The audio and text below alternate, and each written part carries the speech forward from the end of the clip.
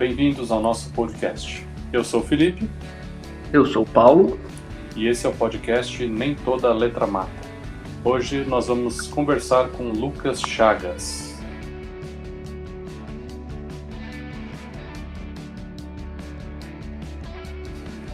Lucas, pode se apresentar. Olá pessoal, muito obrigado pela oportunidade de participar aqui com vocês, é uma honra.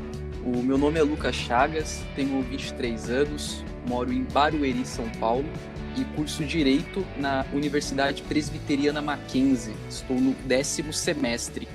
Além disso, faço uma pós-graduação em Cristianismo e Política pelo Seminário Teológico Jonathan Edwards. E desde 2017 tenho debruçado sobre o neocalvinismo holandês. Alguém já fez alguma piada com Chagas do seu nome, Lucas? Com certeza, né? O nome da doença. Aí eu brinco que é o nome do cientista. É que nem o meu nome, todo mundo faz piada com forte. É justamente esse tema que a gente vai conversar hoje, que é a história do neocalvinismo holandês.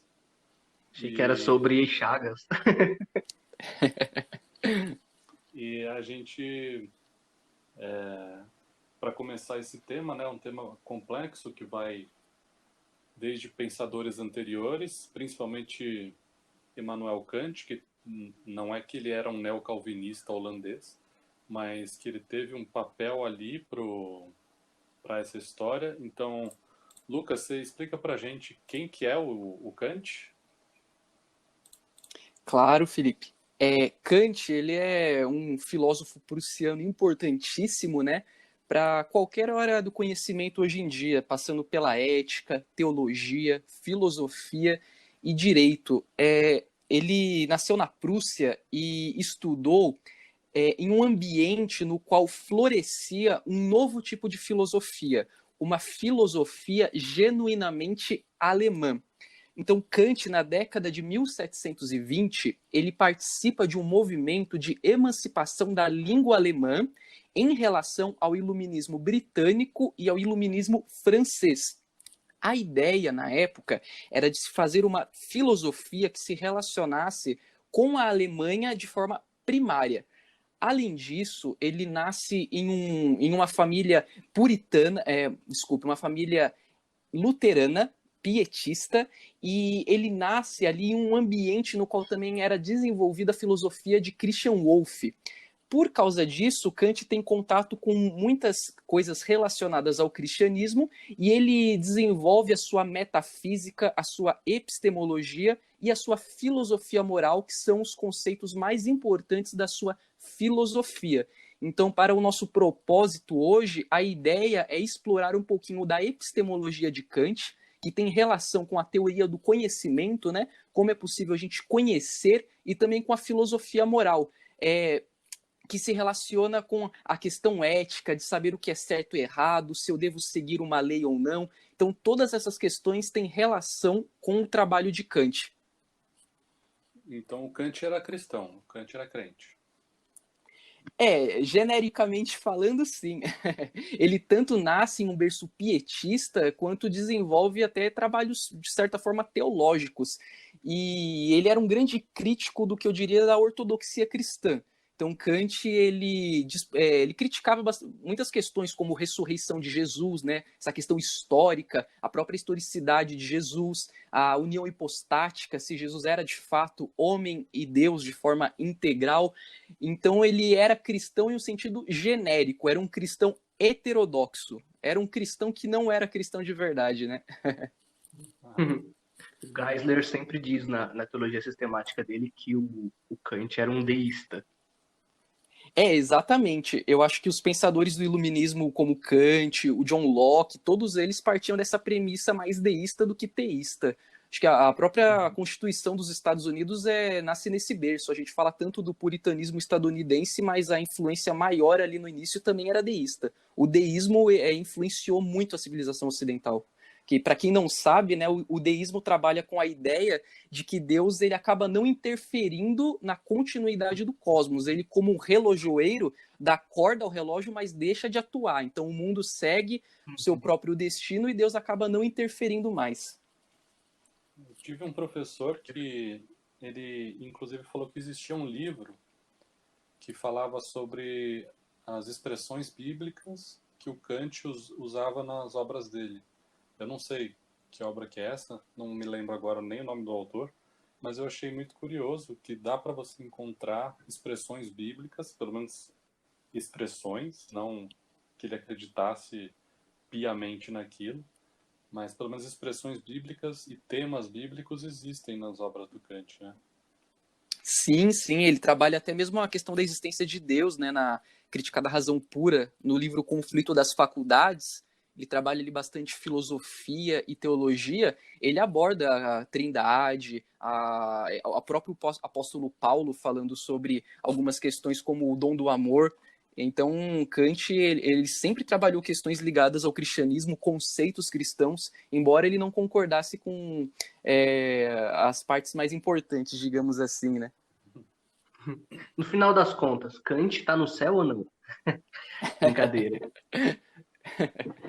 É uma questão que cabe apenas a Deus, né? Mas torcemos para que ele esteja. Seria interessante conversar com ele lá. E voltando ao nosso tema, quais são os principais aspectos dessa filosofia do Kant e como é que ela é relevante na discussão do calvinismo holandês? Sim, sim. Então, como eu disse, Kant, ele nasce ali na década de 1720, nesse movimento de emancipação da filosofia alemã.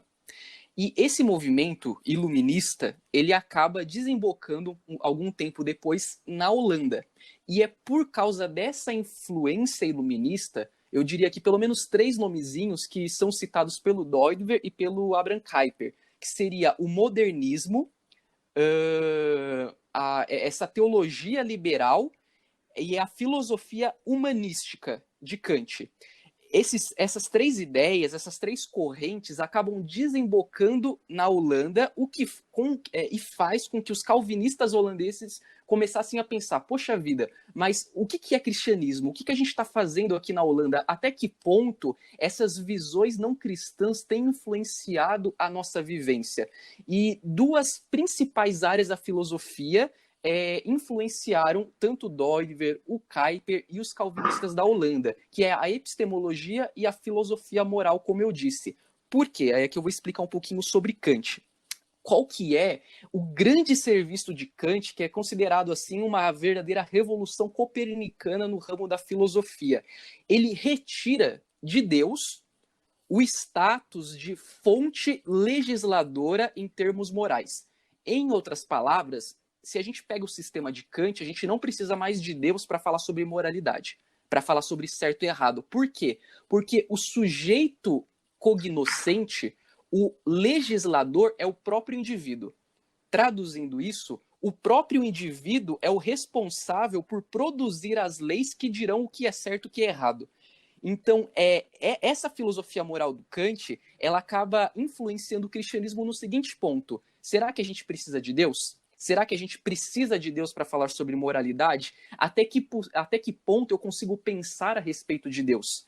E é por causa dessa influência que os calvinistas holandeses começaram a refletir sobre o seu próprio cristianismo. Então a gente vê que nem sempre uma filosofia apóstata, uma filosofia não cristã, é necessariamente negativa. Às vezes, quando a gente se depara com uma visão de mundo tão diferente da visão bíblica, isso faz com que a gente queira, então, refletir sobre e buscar respostas na cosmovisão cristã. Eu diria também que a sua relevância, então, para o calvinismo holandês é de impulsionar as pessoas a estudarem a Bíblia, e de não só estudarem a Bíblia, mas de estudarem também outras áreas do conhecimento. A ideia na Holanda era que não bastava você estudar somente teologia. Os holandeses precisariam de filosofia, de direito, de ética, entre outras áreas do conhecimento. Eu acho que é esse a grande ideia que essa influência alemã levou para a Holanda, para que os cristãos finalmente acordassem e parassem de, por exemplo, ficar pensando apenas sobre anjos, apenas sobre como será a vida no céu, mas também pensar sobre a vida aqui e agora.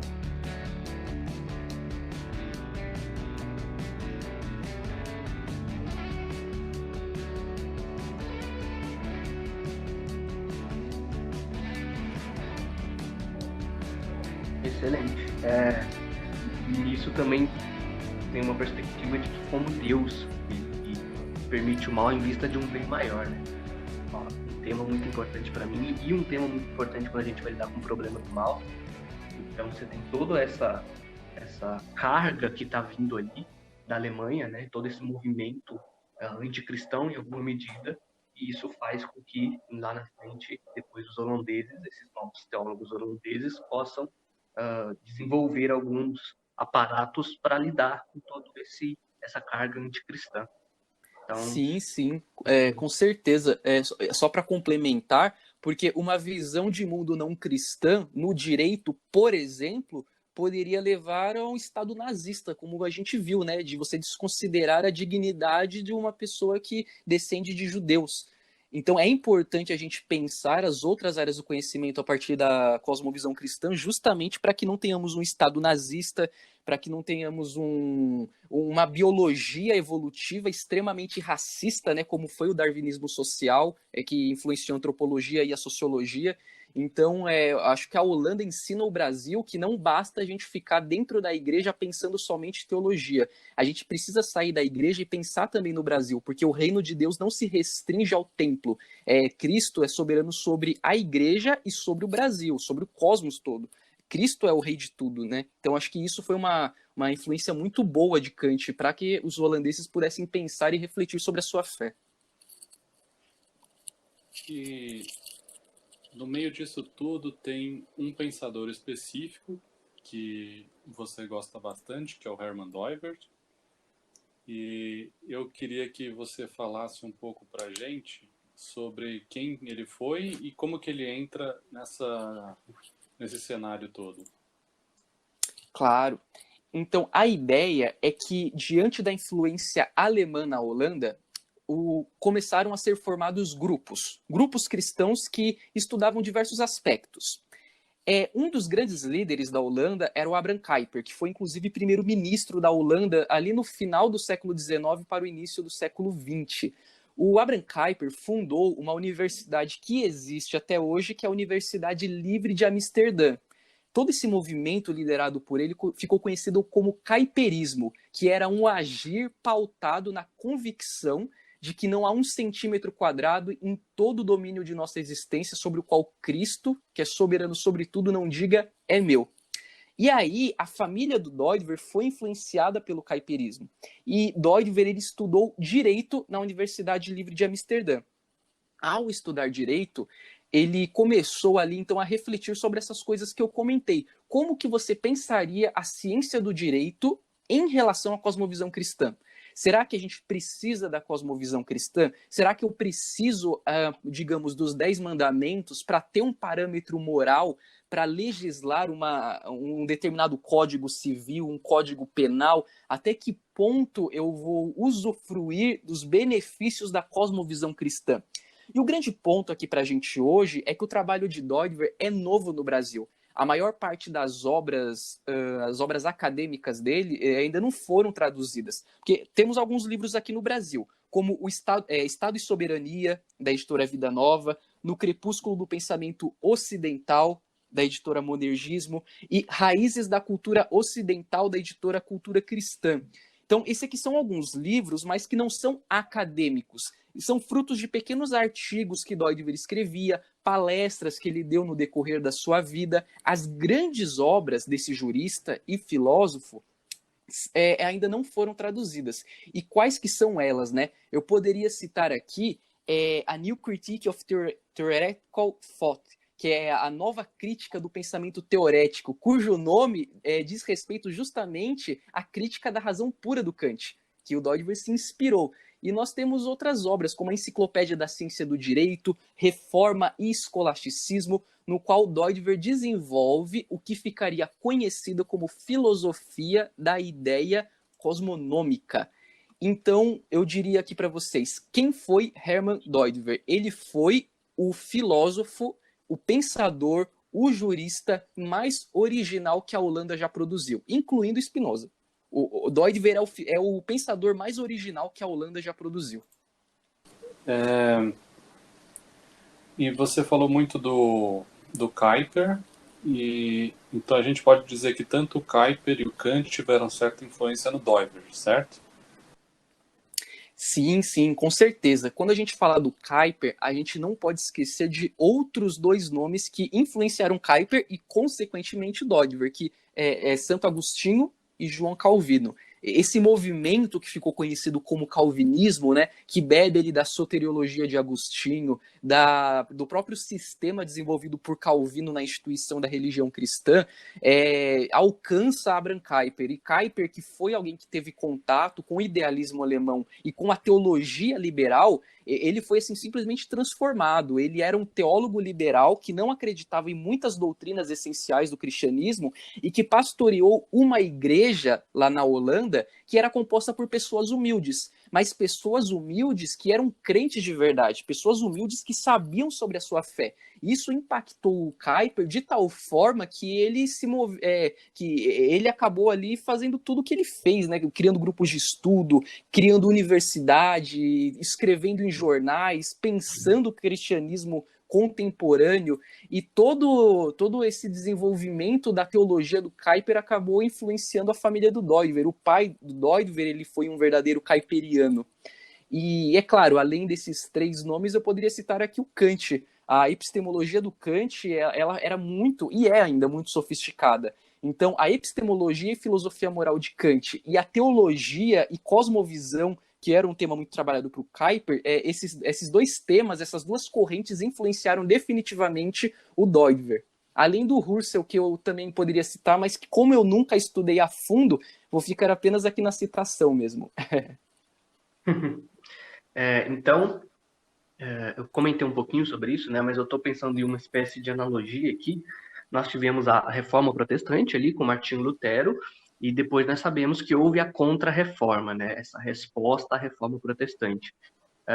Dá para fazer? Você acha que é viável fazer uma analogia, né? Uma semelhança de relação com o que aconteceu entre esse movimento neo-ortodoxo liberal ali em Kant, com toda essa influência do iluminismo, e a reação holandesa desses neocalvinistas holandeses, como o Kuyper e o Doivert? Você acha que seria uma boa maneira de ver, assim, como se fosse uma espécie de contra-liberalismo e contra o movimento neo-ortodoxo, de rebater isso? Sim, sim, Paulo, achei perfeita a sua colocação. Foi exatamente isso, foi um contraponto a toda aquela influência não cristã que circundava a Holanda. Da mesma forma que a reforma protestante repensou o seu tempo, o neocalvinismo holandês também. E da mesma forma que a reforma, os calvinistas holandeses, eles não criaram algo novo, pelo menos nessa questão da teologia, da cosmovisão. O que eles fizeram foi justamente um retorno à Sagrada Escritura. E aí nós temos elementos novos a partir dessa cosmovisão cristã que eles redescobriram. E aí um desses elementos novos, que aqui eu acho que é muito interessante, é de que a teologia não é a rainha de todas as ciências, como se pensava muito durante a Idade Média. E por que eu estou dizendo isso? Porque se costuma pensar que a teologia estaria, digamos, um grau acima das outras áreas do conhecimento por tratar de Deus, por falar daquilo que é sagrado, daquilo que é eterno. Mas o que esses neocalvinistas holandeses vão dizer é que tudo pertence a Deus da mesma forma. E de que a teologia é uma área do conhecimento como qualquer outra. Eu vou tentar traduzir isso. Quando um pastor prega o evangelho em um culto, ele não usa somente teologia. Ele também usa linguística, tanto ali na leitura quanto na transmissão do que é lido. Ele tem que interpretar o texto, seja o texto no grego koiné, na língua portuguesa, ele tem que transmitir o que é lido às pessoas que estão ali, aos ouvintes. A fé vem pelo ouvir, o ouvir a palavra de Deus. Então, o pastor não está usando somente teologia, ele usa a linguística, ele pode usar, inclusive, a filosofia. Apóstolo Paulo era um expert em usar a filosofia, não é? Então, o que os neocalvinistas holandeses vão trabalhar é que nós precisamos de todas as áreas do conhecimento da mesma forma. O que nos impulsiona a compreender corretamente todas essas áreas do conhecimento, o que direciona o nosso coração à nossa origem última, que é Deus, não é a teologia, é a regeneração operada no nosso coração pelo Espírito Santo. Então, é o coração que é esse ponto de síntese, é o coração que é o elemento principal, não é a teologia. E aí eu acho que isso faz muito sentido, principalmente quando a gente pensa naqueles irmãos na fé que não têm tanto acesso aos estudos, né, que tem um conhecimento teológico bastante raso, superficial. Então eu diria que é uma filosofia, é a filosofia doidverniana, inclusive uma filosofia popular, uma filosofia que, embora a sua linguagem seja muito técnica e complexa, se você conseguir passar de uma forma simples para as pessoas, isso vai fazer total sentido para elas.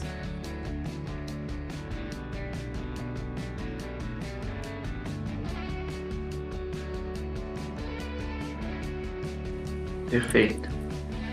Pensando nisso que você falou e no que o Paulo falou, eu lembrei que eu já tinha ouvido falar que a única pessoa do meio cristão que reagiu ao Kant foi o Schleiermacher. Só que a gente pode dizer que teve outras reações, certo? Sim, sim. O próprio Doiver, né, na sua New Critique, ele trabalha desde a fase pré-crítica do Kant à maturidade desse pensador prussiano. Porque Kant, ele trabalha inicialmente na crítica da razão pura fundamentos epistemológicos. Ele trabalha a teoria do conhecimento na sua forma mais pura, na sua forma ali sua forma mais primária. E na crítica da razão prática, na metafísica dos costumes, Kant desenvolve uma filosofia moral mais sofisticada que acaba ali retirando Deus como um ser necessário.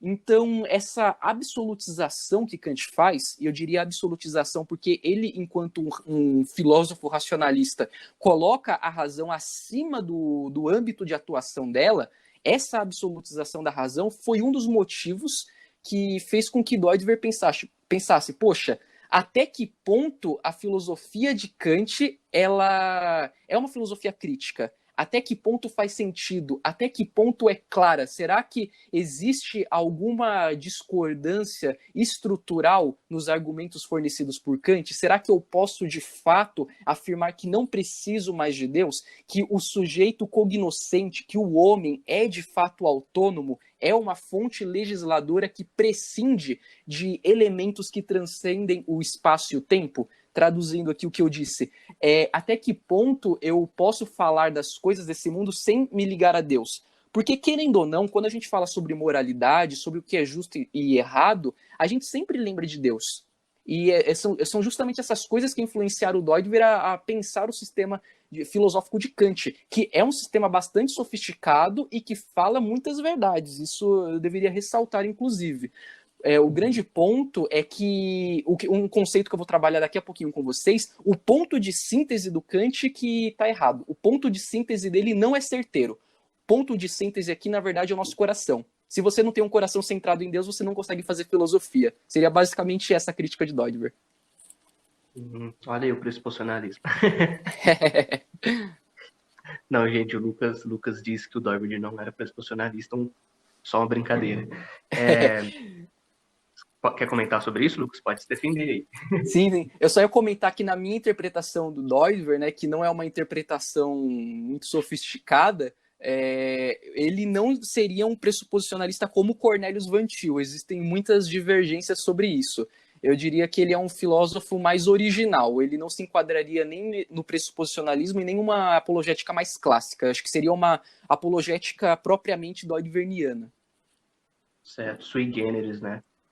Isso, exatamente. Ô Lucas, tem uma pergunta que talvez possa soar um pouco polêmica, mas de longe essa é a minha intenção, até porque o Felipe me conhece, né? Eu tô cansado de qualquer tipo de querela nesse sentido, de redes sociais, alguma coisa nisso. Mas eu acho que você já deve estar prevendo sobre o que eu vou falar, sobre a questão dos arminianos, por exemplo. Eu não me identifico como calvinista, mas como molinista arminiano. Então, a minha pergunta são duas que estão entrelaçadas, né? Desse movimento do neocalvinismo holandês, apesar do nome, houve, se você sabe disso, você sabe dizer, se houve alguns, um ou outro, pelo menos, arminiano, que também ajudou nesse movimento, foi influente, e, em segundo lugar, se os arminianos podem, de alguma forma, se sentir representados pelo neocalvinismo holandês nesse embate que eles tiveram com as críticas kantianas e etc. Uhum. É uma pergunta bastante polêmica, mas eu sou de uma Assembleia de Deus, acredita? E a minha Assembleia de Eu sou da Deus acabou... presbiteriana, Olha estou só que frequentando por interessante. enquanto. A minha Assembleia de Deus, a Assembleia de Deus de Alphaville, acabou adotando o sistema calvinista. Só que os nossos irmãos não Olha, são todos calvinistas. Temos muitos irmãos ali pentecostais clássicos, irmãos arminianos. Então, eu estou citando isso porque eu creio que da mesma forma que na minha igreja não há um consenso entre todos os irmãos sobre essa questão teológica, também você não precisa assumir todo o pacote do neocalvinismo holandês para ser um adepto dele de certa forma.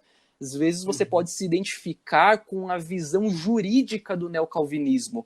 Então, não é um sistema teológico, né? É um sistema que pensa todas as áreas do conhecimento. Historicamente, eu não me recordo de um pensador não calvinista que trabalhou Doidver. Eu poderia citar muitos pensadores aqui que estudaram Doidver, mas eu não tenho certeza se algum deles não era calvinista, entendeu?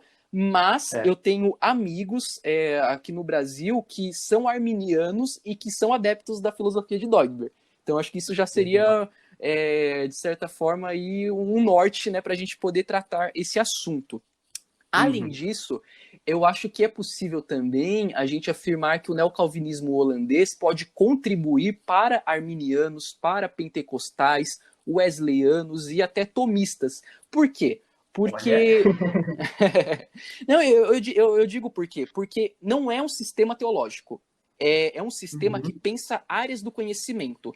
Então, quando a gente fala da atuação do STF, por exemplo, em relação a temas como aborto, como família, o sistema neocalvinista, doidverniano, ele se torna muito útil. Porque, independentemente da sua perspectiva soteriológica, você vai acabar ali utilizando algo dele para poder falar sobre direito. Por quê? Porque a sua visão sobre direito é moldada pela cosmovisão cristã. Eu diria, então, que para falar de outras áreas do conhecimento, o neocalvinismo holandês é muito útil. Para falar sobre teologia também, mas aí não é todo mundo que concorda. Ok, ótimo. Agora, pensando, eu não me lembro de ninguém que eu conheça que não seja calvinista e que adote a filosofia de Doivre. Mas, se você diz, eu acredito. Porque é difícil você trabalhar a ideia de coração se não for a partir de uma perspectiva monergista.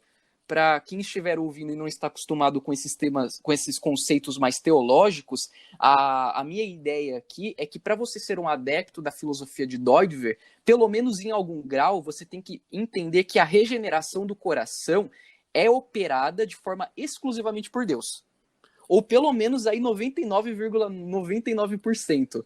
Porque é justamente essa regeneração que abre os seus olhos para você ver as outras áreas do conhecimento. Se você parte de uma perspectiva sinergista, como o arminianismo, né, de certa forma, aí já começa a ficar mais complicado. E sinergismo aqui eu digo principalmente com aquela famosa pergunta, né? Você aceita Jesus como seu salvador? Você crê sim ou não? A condição, né?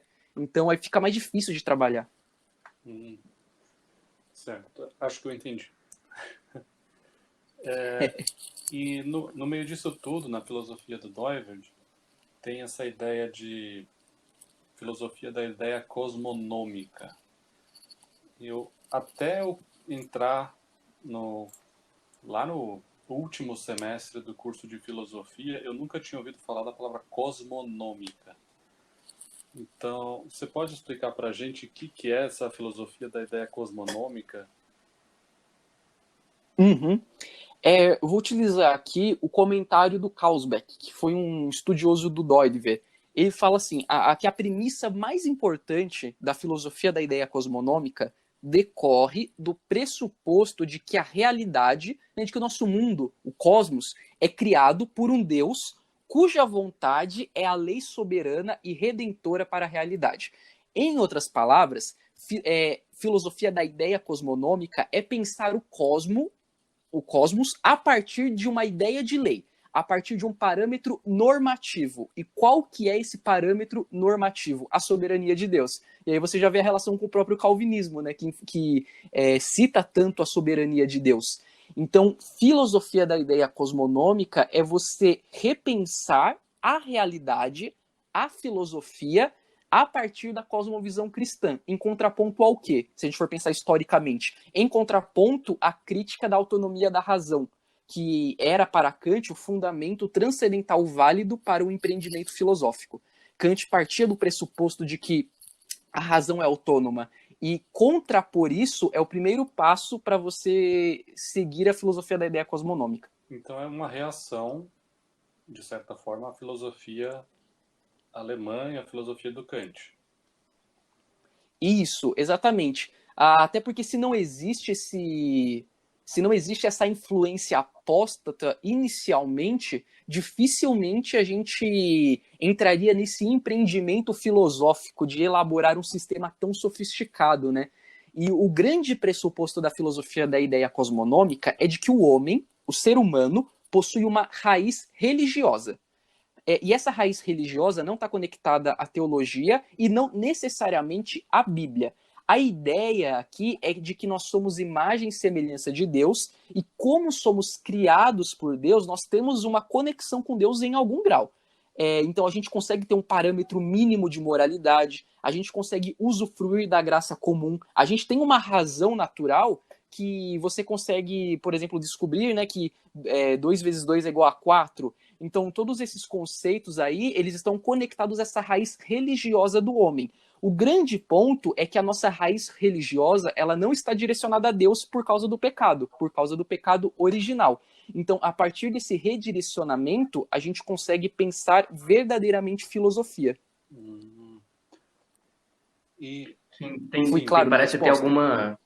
Você pode me corrigir se eu estiver errado, mas tem aparentemente tem alguma ligação com Sensus Divinitatis, né, do João Calvino. Perfeito. Tanto que aqui no meu TCC eu fiz justamente essa citação do Sensus Divinitatis, o senso de divindade. O Deudver, ele usa essa ideia de Calvino, que também foi trabalhada, não trabalhada de forma expressa, né, mas tem ali algumas pontinhas em Agostinho para poder fazer a filosofia da ideia cosmonômica, para poder pensar essa nova forma de compreender a realidade.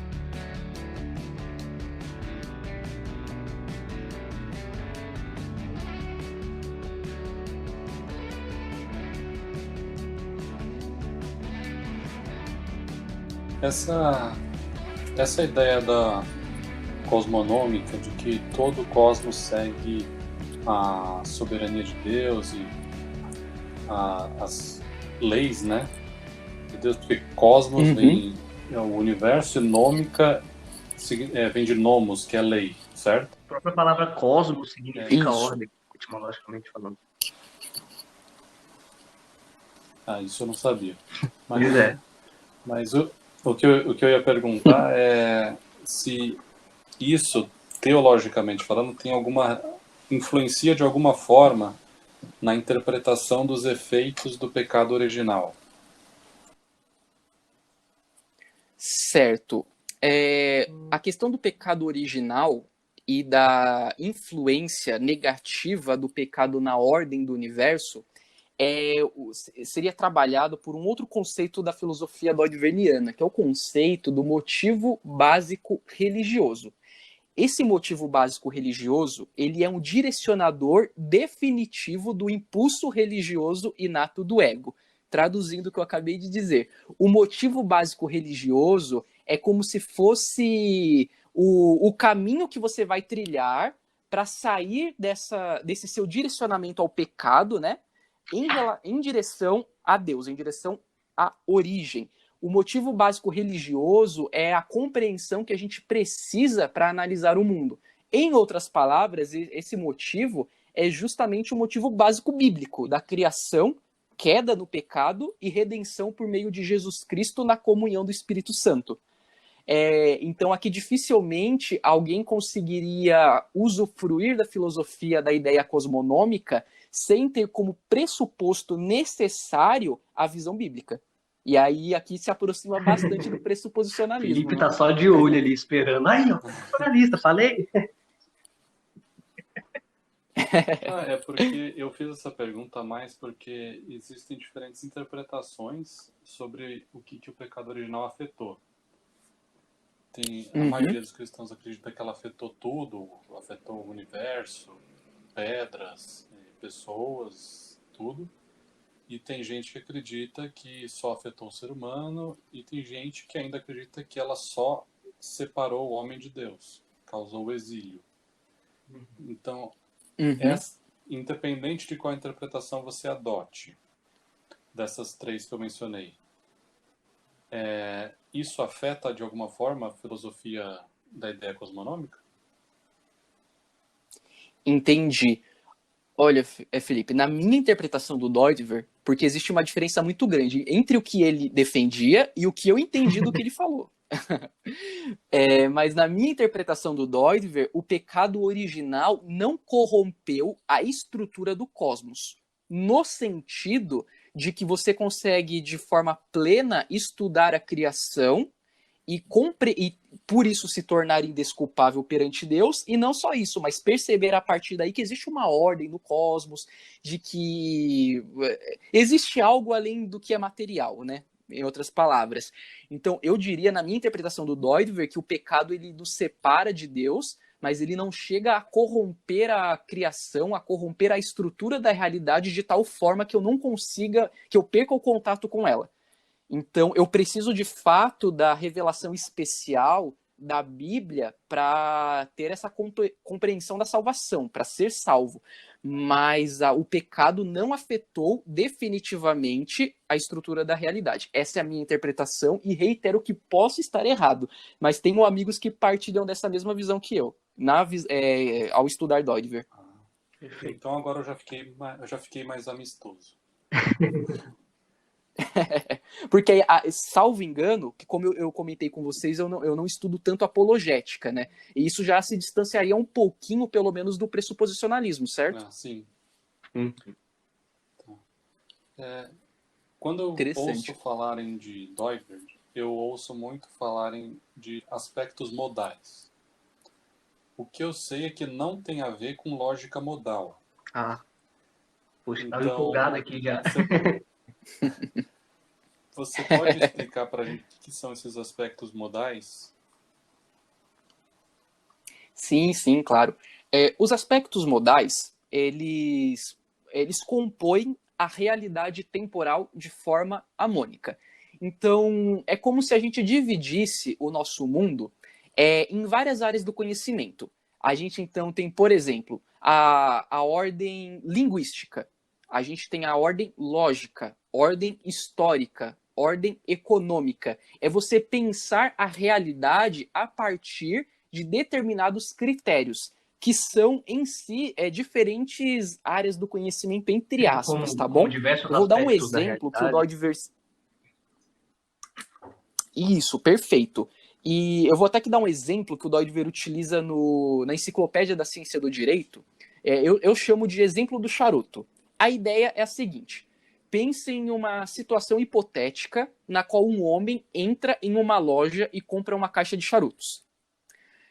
Essa simples ação, ela requer uma análise complexa. E por que ela requer uma análise complexa? Porque você pode analisar essa situação a partir de diferentes vertentes. Sob uma perspectiva jurídica, a gente poderia aqui indagar a respeito do contrato de compra e venda celebrado. Porque, como eu disse, ele não entrou para comprar uma caixa de charutos, então ele realizou ali, celebrou um contrato de compra e venda. Ele deu dinheiro para o vendedor e o vendedor deu o produto. A gente também poderia aqui tratar sobre um viés econômico, porque houve uma transação econômica.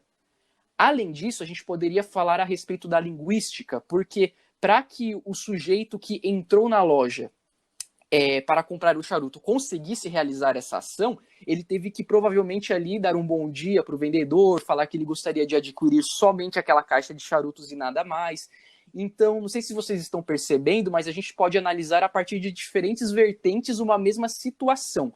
E os aspectos modais, eles constituem justamente isso, você dividir a realidade temporal, mas analisar de uma forma harmônica, sem perder, sem esquecer do ponto de contato entre esses aspectos, sem esquecer do ponto de síntese desses aspectos, que é o ponto arquimediano, que é tanto o coração do homem quanto a pessoa de Jesus Cristo. Então, esses aspectos modais, eles se relacionam de forma mútua e apresentam uma coerência e mutualidade inseparáveis. E isso, assim, é uma coerência cósmica, não é só em uma dada situação, né, como ali a situação da compra e venda que eu disse, mas em qualquer relação no mundo que a gente conseguir imaginar. E aí você poderia pensar assim, então que aqui é um tema sempre muito em pauta, né, criação e evolução. Eu poderia tratar a teoria da evolução de Charles Darwin a partir de uma perspectiva teológica, que seria uma perspectiva aqui mais ligada à Bíblia, ao livro de Gênesis. Poderia tratar a partir de uma visão biótica em relação à vida, a uma questão mais social, como que a teoria da evolução afeta a relação entre homens brancos, negros, amarelos, enfim. E aí você vai fazendo diferentes análises de uma mesma situação. Entendeu? Gostei muito da sua descrição e ficou bem claro para mim, espero que para o ouvinte também, sobre essa questão dos diversos aspectos da realidade, os diversos modos que a realidade se apresenta, mesmo em uma única circunstância, né? Como a compra de um charuto. Acho que C.S. Lewis e Spurgeon ficariam felizes com esse exemplo. Mas eu não entendi que ainda, né? Provavelmente, acho que você vai desenvolver ainda, o que Cristo e o coração do homem tem a ver com isso, no sentido de ser o ponto de contato de todas essas coisas. Eu ainda não peguei.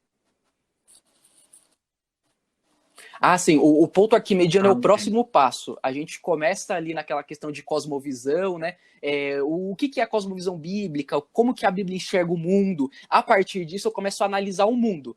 Então, depois que eu analiso o mundo, eu começo a me conectar do mundo em relação a Deus. Essa conexão, ela é direcionada pelo ponto arquimediano. É por causa dessa síntese modal que eu consigo me conectar a Deus. E ela diz respeito...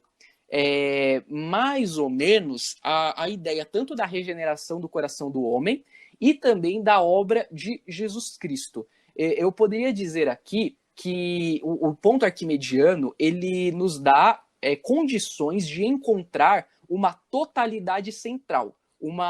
É ele que possibilita a coerência dos aspectos modais. Sem esse ponto arquimediano, fica tudo solto. Então, se eu vou falar sobre aborto, eu vou tratar o aborto como uma questão de saúde pública, mas eu vou me esquecer da questão da dignidade da pessoa humana. Se eu vou trabalhar a teoria da evolução, eu vou trabalhar a questão da diversidade de espécies, mas eu vou me esquecer do aspecto teológico de que o homem está acima dos outros animais porque é criado à imagem e semelhança de Deus. E é o ponto arquimediano que possibilita essa análise complexa da realidade. Porque quem consegue analisar a partir do ponto arquimediano consegue perceber que todos os elementos e todas as situações do mundo são igualmente complexas. Em outras palavras, é o seguinte, um animal, ele possui menos... Ele não é racional como o homem, certo? Vamos dizer que ele é mais simples nesse sentido? O animal, ele é mais simples do que o ser humano. Contudo, ele é igualmente complexo no sentido de que ele também tem um corpo, ele também tem olhos, né? Dependendo, pegar um mamífero, ele também tem a patinha. E aí a ideia é de que a análise, seja do animal, do ser humano, de uma relação econômica, é complexa no sentido de que ela inclui uma visão numérica, espacial, cinemática, física, sensitiva, lógica, histórica. Toda a análise de um adepto da filosofia da ideia cosmonômica vai ligar todas as áreas do conhecimento. E aí onde que entra Cristo? Cristo entra no sentido de que a gente é regenerado pelo Espírito Santo e tudo que a gente enxerga no mundo pertence ao senhorio de Cristo. Cristo é rei sobre todo o cosmos. Então, qualquer teoria científica, qualquer transação econômica, qualquer política pública tem que estar submetida ao senhorio de Cristo. Seria mais ou menos essa ideia. Perfeito. Eu consigo fazer uma analogia aqui com é bem distante, né? Mas talvez para facilidade de esclarecimento ou dificuldade, né? Com a ontologia de Aristóteles, ontologia de aristotélica. Aristóteles diz que o ser se diz de muitos modos. Aí ele instaura as suas 10 categorias, né? Substância, qualidade, quantidade, etc. Só que ao mesmo tempo que o ser se diz de muitos modos, ele possui uma unidade. E todas as demais categorias, exceto a substância, se dizem da substância, elas existem na substância. Então, por exemplo, você pega um ser humano, ele é alto, baixo, ele tem determinada cor, determinada característica, mas essa cor, por exemplo, qualquer cor que seja, ela não existe à parte do corpo, de uma extensão, de um corpo. Então, ela é sempre dita de uma substância. O mesmo com a quantidade e com as demais categorias, né? Sempre dito de algo. Você não vê a cor andando por aí, você vê sempre a cor em alguma coisa. Então, mais que você tenha essa complexidade ontológica, digamos assim, você ainda assim possui algo que unifica toda essa complexidade, toda essa diversificação ontológica. Então, a ponto de analogia, por mais que você tenha esses diversos aspectos da realidade, você tem essa concepção cristã e de Deus como sendo soberano, unificando todas as coisas. E eu acho que isso traz implicações práticas muito importantes, porque na minha experiência é muito comum, às vezes, estar conversando ou debatendo com alguma pessoa ou com pessoas cristãs sobre algum tema, talvez aborto, por exemplo, e essas pessoas dissociam a cosmovisão cristã do tema. Por exemplo, quando eu cito alguma passagem bíblica ou algo propriamente da cosmovisão cristã, como o ser humano sendo a imagem e semelhança de Deus, alguma coisa nesse sentido, mas aí já é religião, mas não é bem assim. Então, os próprios cristãos, eles têm um pouco dessa incongruência, como se tivesse separação entre o mundo secular e o mundo sagrado, divino. Então, isso tem uma implicação prática muito bacana, eu gostei bastante. Sim, sim, concordo plenamente com você, Paulo, e faz todo sentido, porque ainda mais quem está na universidade, é como se você estivesse em outro mundo, né? Você é uma pessoa dentro da igreja e outra pessoa na universidade. Quando surgem sistemas mais polêmicos, é como se você tivesse que se dissociar da sua fé e da sua comunidade religiosa para trabalhar esses temas. Então, evolução, vamos falar dentro do laboratório. Aborto, vamos falar dentro do hospital com as mulheres vítimas. E você acaba restringindo a discussão e, consequentemente, absolutizando a visão que você está utilizando para falar dessas questões. Então, eu acho que o neocalvinismo é muito bacana justamente por isso. Ele sempre fica estralando na nossa cabeça, lembrando a gente de que a gente vive em um mundo que é criado por Deus e um mundo que segue leis que foram legisladas por Deus. Então, a gente não pode esquecer disso, seja no tribunal de justiça, seja no hospital, na escola, na universidade, em qualquer lugar. Eu acho que a filosofia doidverniana, ela também é muito prática. Ela, ao mesmo tempo que tem todo esse arcabouço teórico, ela se conecta muito bem com a realidade, eu diria mais, ela se conecta muito bem com a atualidade, né? Porque é uma filosofia mais atual, ali do século XX, e que é muito atual ainda. Ela não acabou ficando perdida no tempo, não ficou como as pessoas costumam ver a filosofia cristã, né? Aquela coisa da Idade Média. Não, ela discute temas atuais, coisas que estão relacionadas a hoje em dia. Excelente.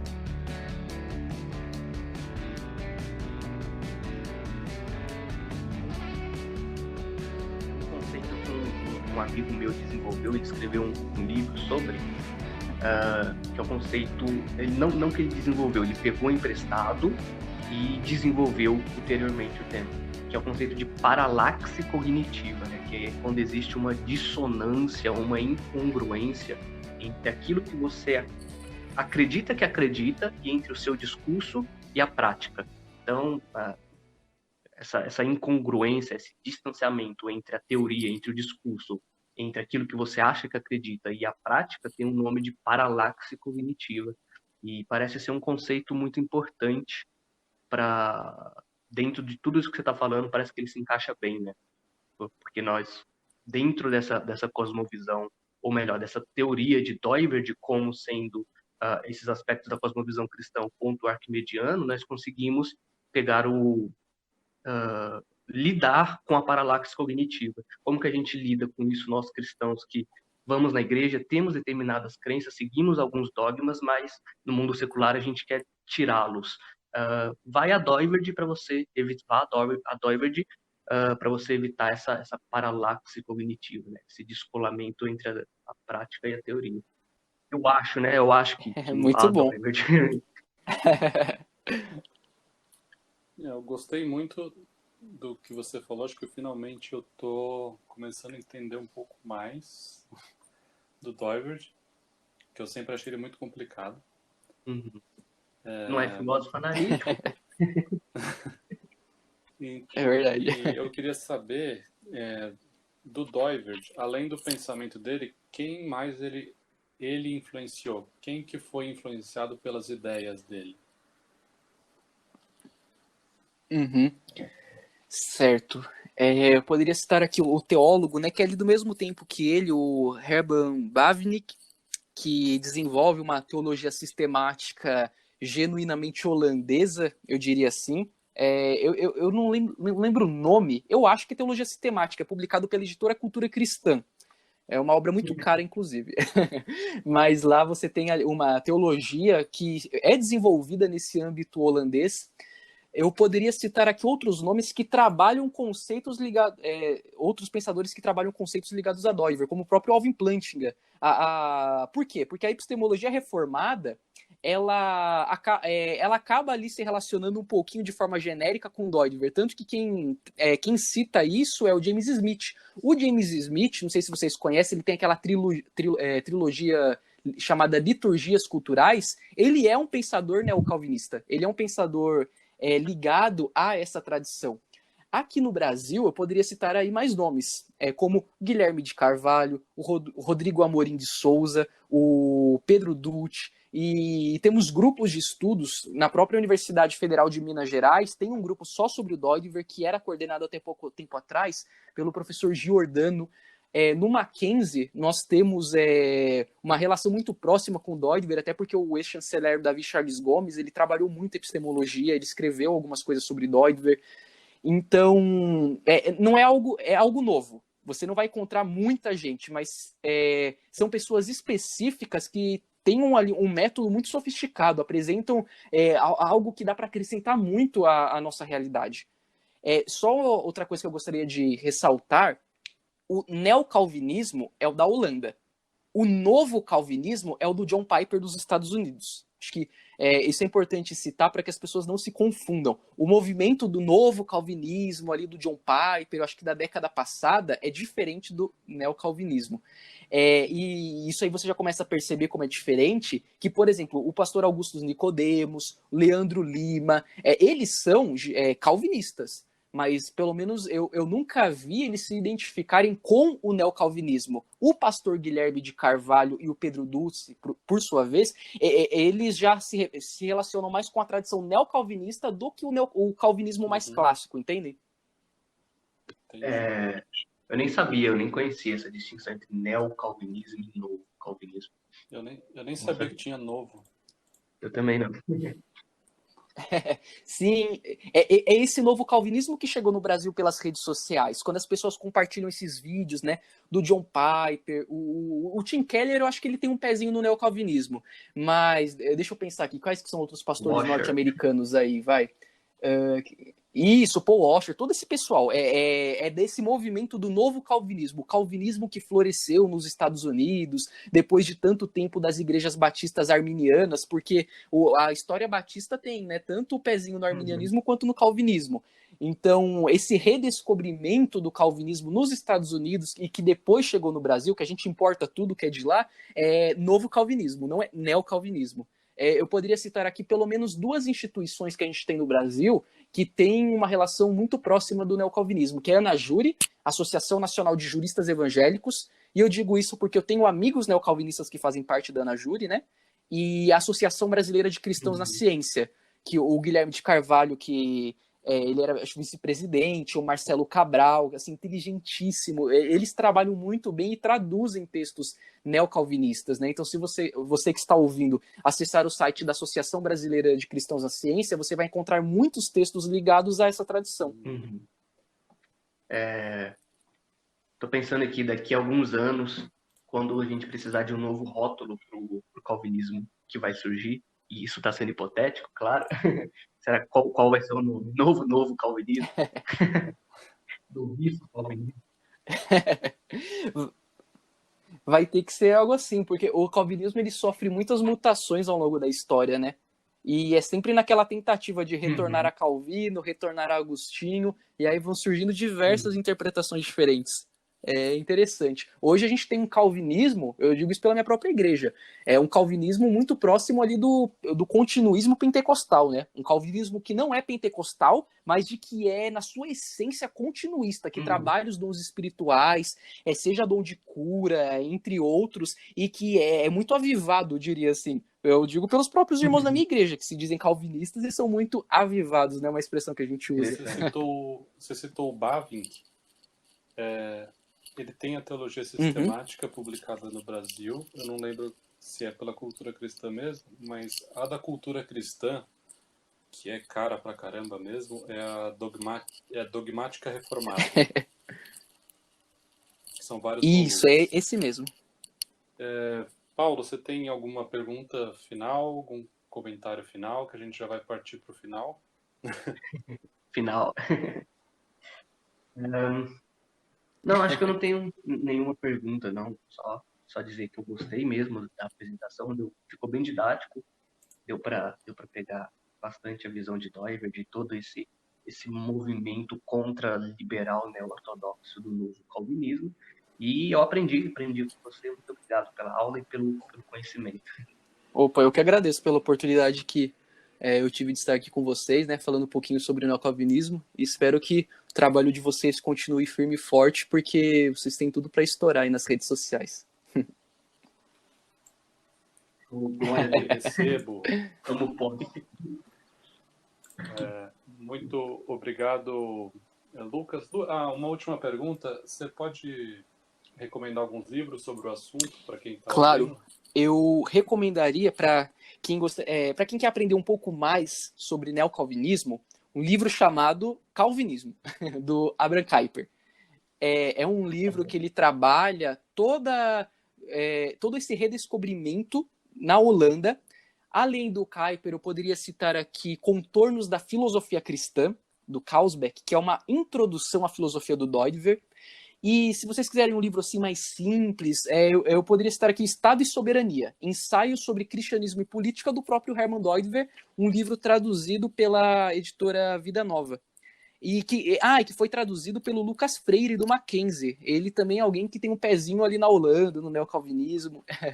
Então acho que são alguns livros assim que você que está escutando pode começar a ler. Tem uma série de palestras no YouTube também do pastor Guilherme de Carvalho. Salvo engano, são 8 vídeos nos quais ele expõe a filosofia de Doiver, que você pode ouvir várias e várias vezes.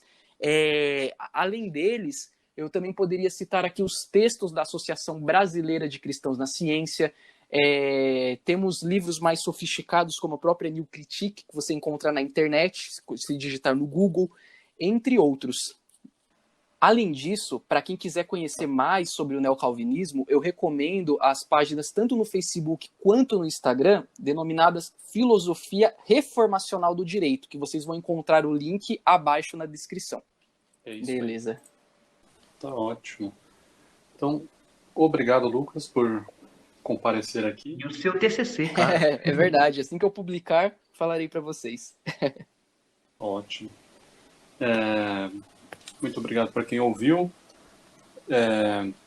Quem ainda não curtiu nossa página no Facebook, o link está na descrição. Já seguiu nosso perfil no Instagram também.